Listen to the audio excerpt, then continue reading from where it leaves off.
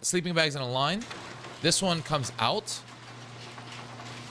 But now we have 4 small bags or small boxes. And we have 5 large boxes. We have the TC on the back side and it's the long side. So this one is actually kind of interesting as well. It's not too bad either, but we only have 1 small furnace, like I said. And if you are a duo, one good thing about this is that you can actually pick this up and probably put another box right here for more storage. So if you're a duo, it could be kind of nice. The only thing is, right, the reason why we always put the TC on this side is because whichever side you have the TC on is where you're gonna have space to move around. So if you have the space far away from your 2x1, that's kind of inconvenient. You have to go all the way out here and here. And if there's a guy right here, then you're gonna get blocked from going to a doorway. But in terms of storage, this is not bad. In terms of mobility, it's not that good, even compared to the first one. So let's go to the next one, okay? The next 2x1, we have 3 sleeping bags as well. But this one's probably the worst. This one's TC facing you on the backside. So not only do we not have storage, we don't have a lot of mobility. I guess it's kind of clean in terms of like the squareness of it.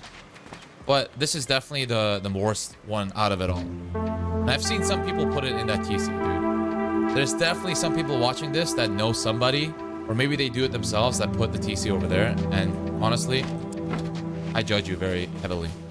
So the next one is what I usually do, okay? This is what I usually build every single time I build a 2x1. This is just so clean. Okay, let's actually put the furnaces back here. This is the TC towards the door side and facing away from you, so it's the long side, okay? The reason why this is so good is because as soon as you enter, you have this wide space that you can walk around in, and at least 2 people can access all boxes. Because what's annoying is if one person's right here and nobody can access the back boxes, it's really annoying. This one, you can have 2 people, you can jump around. You have quite a lot of storage space. And one good thing about this base that I really like above all the other ones is that depending on how many people you have, or depending on how furnace is up and put it somewhere else, maybe in your jump up, right? And the reason why this is good is because it makes it very convenient. You can have 3 furnaces, you can have 3 bags, and you have pretty much the standard of 5 boxes and 2 small boxes. So this is the best and the only correct way to make your 2x1, okay? Thing, guys. Actually, before I do that though, another thing that you can do that most people don't know is that you can actually put a locker right here and it won't mess with the mobility. So whenever you place things, if you put a stone wall down, the one that's hard side is actually less, it restricts there's more space. Like, let's say you're putting a box towards the wall here. There's actually, you can put it closer to the wall if the hard side is facing you. So when you're making the base and you want to fit these boxes, it's more relevant in the next version I'm going to show you, but you can do this as well. But for the metal one, which we're going to use to fit this locker, it needs to be soft side facing you.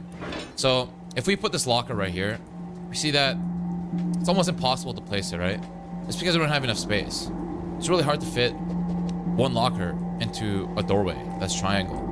But if you actually make all of these metal, and then this one's facing hard side towards you, right? So you flip that around, you can put the locker pretty comfortably. Right.